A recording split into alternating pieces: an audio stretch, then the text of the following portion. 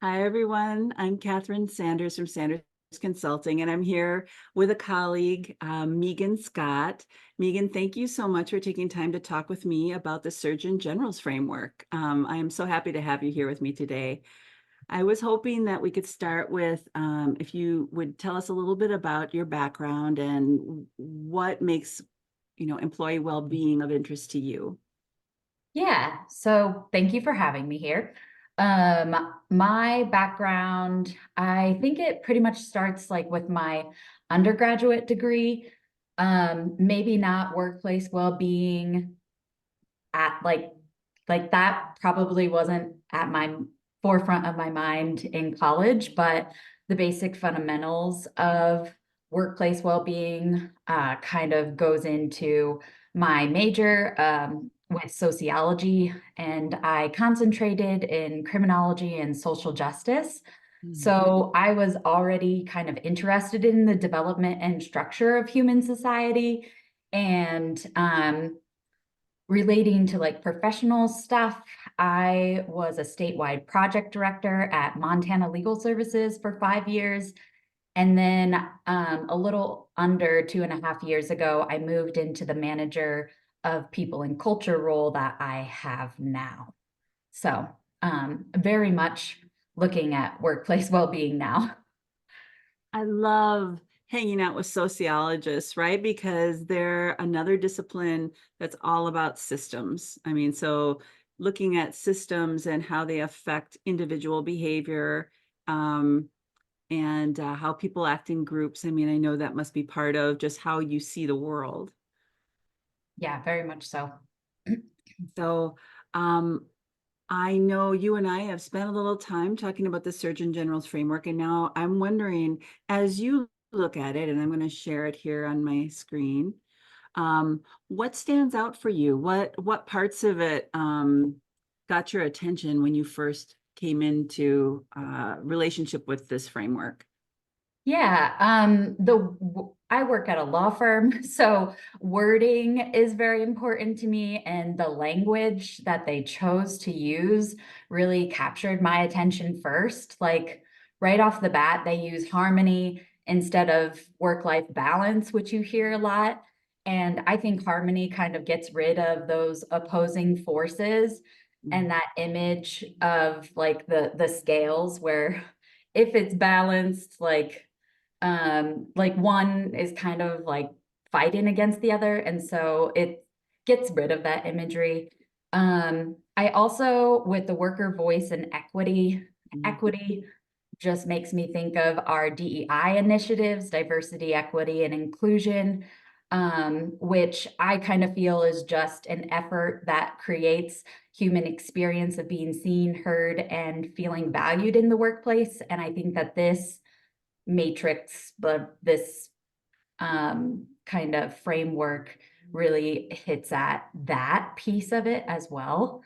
Um, and we're trying really hard at Montana Legal Services to integrate DEI into all of our roles in the organization rather than just having it be like one person focuses on it and like one group kind of does all of the DEI work. I think it's more important for it to be kind of integrated into everybody's role. So yeah, that those are the first thoughts that I have.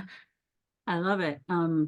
One of the other people I've interviewed for this series really focused on the integration of these concepts into, just how we do business. So that really resonates for me because I think as, like if we set up a group that's focused only on employee wellness and we make it separate from operations, separate from finance, separate, I mean, then it's really hard, just like our DEI professionals, it's really hard to get the organization's daily operations to change, right? Because it's seen as an add-on or a separate from. Yeah, exactly. So I'm wondering, Mēghan, could you share a little bit? I know you guys have been doing quite a bit already, and I was wondering if you could share a little bit about um, what implementation looks like, for workplace wellness where you are. Yeah, so some of it can kind of focus around like realizing that our performance evaluation structure that we had in the past is broken.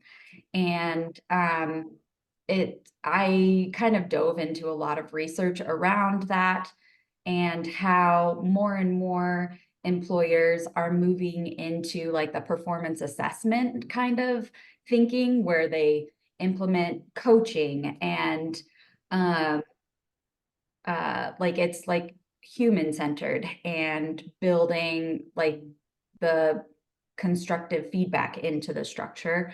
And so it's like asking if employees are valued at if they feel valued in their role. Um, how can what are things that you're doing well? How can you improve?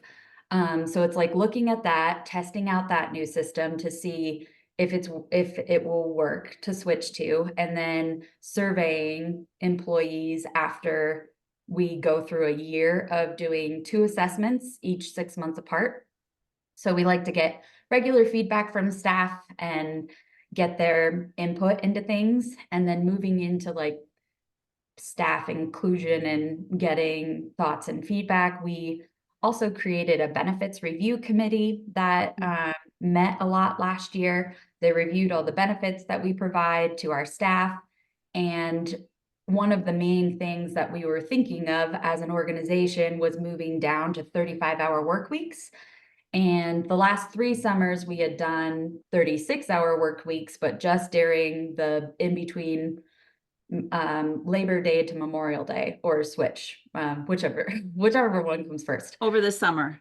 Yeah, and so we Okay. had tested that three years, and people kept talking about how we would love for this to continue all year round. So we created a benefits review committee to kind of look at the possibilities of having a 35-hour work week all year round and what that would look like, the pros and cons of that. And they also reviewed some of our other benefits that we provide as an organization.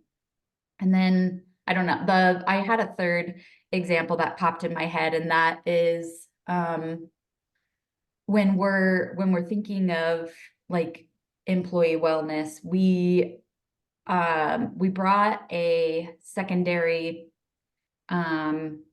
trauma trainer in to kind of talk about building resilience and being mindful of how you're feeling in the moment, and different exercises to kind of bring your body into a rhythm so your parasympathetic nervous system isn't going crazy. And or it might be the Yeah. opposite. I'm No, not no, I'm you are not correct. okay. Mm-hmm. I'm Yep. not a brain person, a neurosurgeon or anything like that. But yeah, so we offer a deeper dive training where we bring back that trainer that did our all staff event this past summer. And we have a group of 14 individuals going to see how to do more well-being implementation into our structure. Mhm.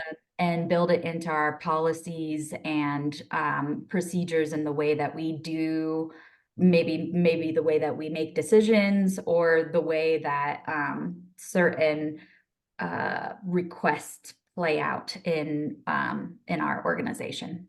I have so many questions. Okay, first, I want to back up way to the beginning when you said you were talking about the annual reviews were broken. What do you mean by broken? What does that mean to you? Yeah, so it means kind of that employees would rate themselves in like a 1 to 5 scale. And if you've been an employee for a while and you're really competent in your job and you're always wanting to improve and get training and professionally grow, each year it's very hard to always check the box like exceeds expectations. There's only so far that we can grow. And yes, we are still great employees, and our organizations do not want to get rid of us. But it either has to go to, like ours was needs improvement, meets expectations, exceeds expectations. And so but like after so many years of exceeding expectations, which was tied to merit bonuses, which I think is also part of the brokenness, is that performance in my mind should not be tied to salary. It should be tied to professional growth and training opportunities and coaching moments for our supervisors, but it shouldn't be tied to a monetary value of you get like if you do these things you get more money. And I think more money is nice for great work, but it needs to kind of not be integrated with like the coaching aspect of how you can improve and what you're doing well. And then something else about the performance evaluations being broken is when like we rate ourselves first and then our supervisors see the ratings of ourselves, and it could put some bias on the page because Hmm. they see how you rate yourself, and there's like that proximity and recency bias that kind of comes into play if something happens like right before an evaluation instead of more regular Well, kind of. I'm struck by, I'm sort of incentivized, if I'm an employee, I'm sort of incentivized to say I exceed expectations because I want the merit bonus, right? And if Mhm. I actually feel like I'm doing good work, but I'm doing just what I should be doing, and I say I'm meeting expectations, then I won't get as much money. So I'm sort of punished by Yes. being honest, right? So, and I like what you said about, there's this dissonance between what I say, and then what the supervisor sees. And the supervisors are, I'm sure, have heightened awareness that these ratings lead to financial outcomes. So, if I'm someone's supervisor and I know that they're struggling financially, I certainly would want to see them get the highest bonus they could get. So, Yeah. so yeah, there's a lot of tensions, and none of it is around improving someone's performance, right? Yeah. So okay, so you've taken that apart and reshaped it into something that is every twice a year, where people talk about, what is it that you said that they talk about people now, and they talk about if they feel valued. And Yep, okay. feel valued, what they're doing well, what they can improve on, and how they feel their workload is like compared with their job description. And Love so it. that kind of like gets back to like, do we need to change job descriptions? Do we need to have bigger conversations around workload, especially going down to the 35 hours here in April? It's actually happening, and figuring out like what's that going to look like? We're going to need to go back to our values and our priorities to determine like what is not going to be able to get done right away. With Oh, you make me so happy. Okay, so A, you're talking about workload regularly, right? I mean, it's just become normalized that we talk about workload to make sure that people aren't overwhelmed or bored, but also maybe to identify if you need more staff, right? Yeah. And then you segued perfectly into what I was going to ask next, which is this 35-hour work week. Um, so do people have to get the same amount of work done in 35 hours and then they get paid the same salary, or how is this all going to work? So we are currently in the process of determining like what the structure is going to look like. But when we told staff we're going down to 35 hours, right with that first announcement, it was workload at 40 hours is it like that's not expected when you go down to 35 hours. There's going to need to be some cuts. There's going to need to be reprioritization of projects. And there may need to be, being a law firm, there may need to be like better referrals to other organizations that are able to help people who are reaching out to us for help. So we're thinking about all of those things with our staff, with our clients, with the applicants that come to us. And I think we've decided that it will be better if we have like a Monday through Thursday where everybody is working between the hours of 9 to 3. So that way there's flexibility outside of those hours for people to have a schedule that makes sense to them. But at least Monday through Thursday from 9 to 3, we're able to get in touch with anybody we may need to if we have questions or need to work together with someone or schedule a meeting, those kind of things. And we have hybrid schedules at Montana Legal Services as well. So we ask that people with hybrid schedules will come into the office on Tuesdays and Wednesdays. So that way we can still be meeting in person and not have to do everything over Zoom. So those are some of the structure things that I know that we're going to be implementing, and everything outside of that, I don't know yet. It's super impressive to have an organization realize that when you reduce the number of hours that people are working, then you reduce scope of work. I mean, it sounds so rational and like anybody would come to that conclusion, but I think it's more common that we say, oh, sure, you can have a 4-day schedule, but you still produce the same amount of work. So, and that of course just leads to tremendous exhaustion in those 4 days, right? But okay, so you're going down to 35 hours a week. What problem are you trying to solve with that?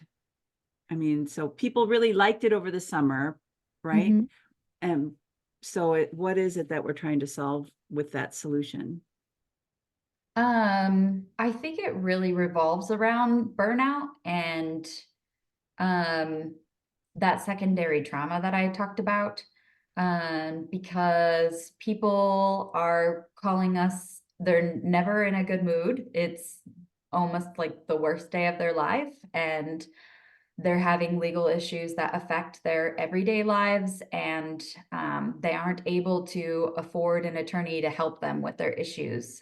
It's civil legal issues are really different than criminal issues. Like, you have a right to an attorney with a criminal case. Everybody gets one, whether you can afford one or not. But the ones that when our homes may be taken away or our families are being broken up and we're trying to deal with how to um, parent our kids, like that, you have to be able to afford an attorney to get you to help through those issues. So I think there's a lot of that just trauma that comes into our staff. It's hard to combat, and so trying to reprioritize, like, yes, all of this is still important to us. Our mission still very much stands, and it's the reason why we are an organization, and why we want to help people and break those systemic systems that keep people in poverty.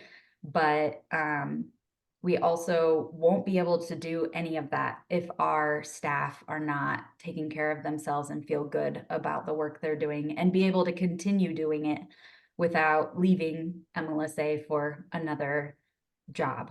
So, So essentially, if I'm hearing this correctly, you've recognized that the nature of the work itself is very stressful. So there's, because the clients are calling in their in crises, you wouldn't call your organization unless you were in crisis, right? And so a 40-hour work week, which is an arbitrary number anyway, right? I mean, when that was come up with almost 100 years ago, I mean, it was just a bargaining thing with unions and the government. So a 40-hour work week, which we all kind of hold to for some reason, it doesn't make sense for all jobs. And I love that you guys have identified that this work is so intense and requires, I'm sure, emotional capacity as well as intellectual capacity. And then if people are exhausted, like you hear with a lot of public defenders, they have too many clients and they're exhausted, they can't give the attention that their clients need, right? I mean, so everyone needs to be at the top of their game in order to do the work. And so you figured out what a work week should look like. And I think that's amazing. I mean, I'm excited to hear in 5 years, what has happened and how you all feel about the changes you've made. Yeah, I'm excited about it too. I also read something recently in regards to the 40-hour schedule 100 years ago. Like the world was really different then. It was when Yes. we had maybe one person at home doing all of the cleaning and the cooking and the so that We doesn't know who really that person would have happen been anymore. too. Exactly. That's right. Well, and taking care So of children, all of that, right? yeah. Yeah, exactly. It's fabulous. And then Megan, I want to touch on that last point you were making about using what you've been learning about uh, trauma and wellness. And I think I know what those general principles are, but then you mentioned, and we might figure out how to incorporate it into decision making and the way we work. And I would so love to hear more about what that would look like, because I have never heard anyone talk about that. So if you have ideas, I'd love to hear them. Yeah, my thoughts around that are just having people like re-look at our policies, like the procedures in place for our reasonable accommodations, or making sure that all of our setups are ergonomic and how people can feel more comfortable. Like we are constantly like telling people like you can get a different mouse, you can get a different keyboard if your chair is not comfortable, if you need more lumbar support, like we can get these things for you. That's an ergonomic setup.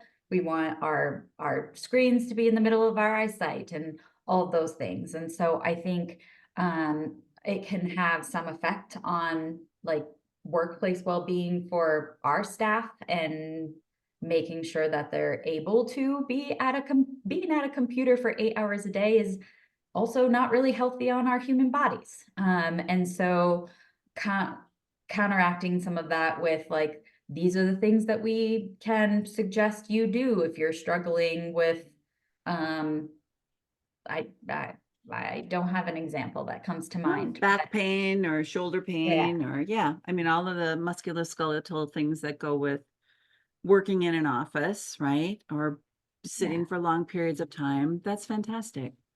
I think the So, other side of that, though, is the clients, which I can't speak to as much. I have never done client work at MLSA. So, but I do know that some of the trauma training deeper dive session is going to go into like our triaging, our decision matrix, and how we decide certain things, the transparency around that, and how we share how we make a decision with staff so they feel included and like can understand where we were coming from. And also like with clients that call in, just like being really focused on the forefront of this is how it affects our frontline helpline workers, and mhm. these are the things that you can do to kind of like protect yourself from the fatigue that can happen. Well, and I wondered if safety might be an issue. I don't know if any of the clients go physically to your office or if all of the work is done remotely, but um, when we're dealing with people in crisis, people's emotions can be high and people can feel frustrated or um, desperate. And so I don't know if safety also is an issue for your organization, and that's something that you have to work with. Yeah, it can be. We are pretty low risk because we make sure to train everyone in de-escalation techniques. Most of our contact with clients is over the phone, but we do have some walk-in clients that Mhm. will come in or walk in. They might not even be clients. They might just hear that we're on the other end of the case and they come in and they're very agitated. And so we try and calm them down and very rarely have to get the police involved, but Yeah, we make sure that we train on the de-escalation, and there's no one that has to do anything alone. Mm, There's always people around, like we have a front desk person, but there's 4 other offices and people by them or within earshot. And we have instant messaging systems where you can just ask somebody who has been there longer with more experience to come up and help you, because we don't always like handle stressful situations if we haven't done it a lot. And so we do try and role play and practice those kind of things out, but in the mm. moment we have each other's back. And yeah. Oh, it's fantastic. Well, Megan, are there any other models or concepts or things that you found helpful in your work that you would recommend people check out? I could put a link to something below if there's something that you've heard of or that you guys have found useful.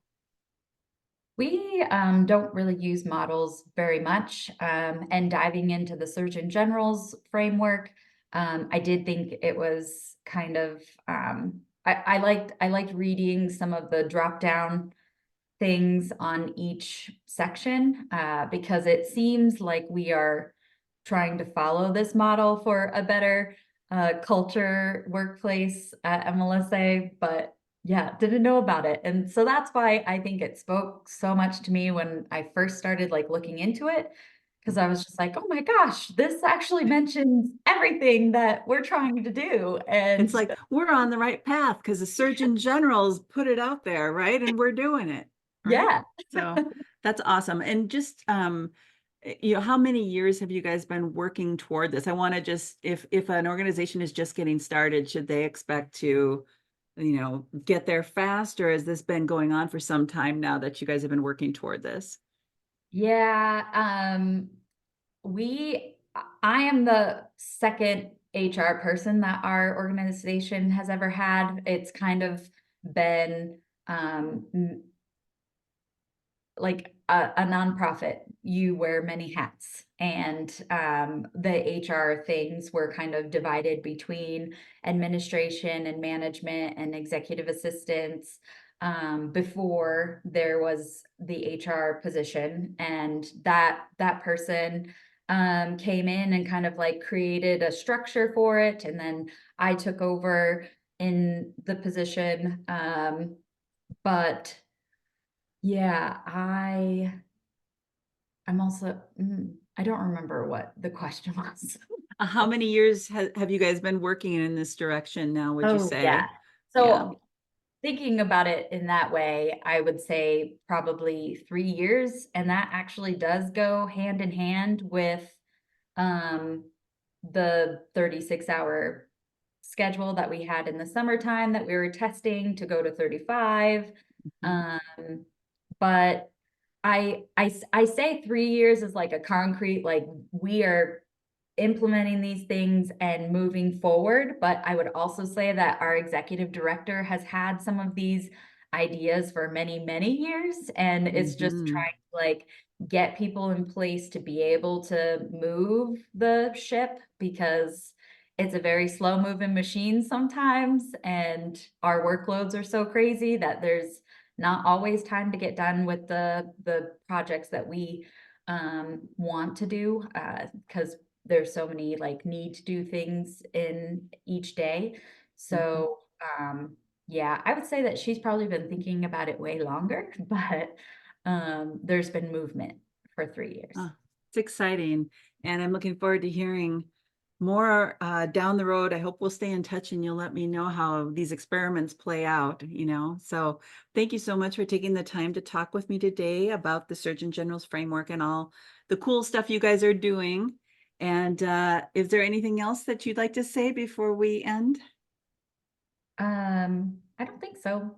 There's so many benefits organizations can implement to help and touch at certain things in this framework. So yeah, look into cool benefits for your people. Thank you, Megan.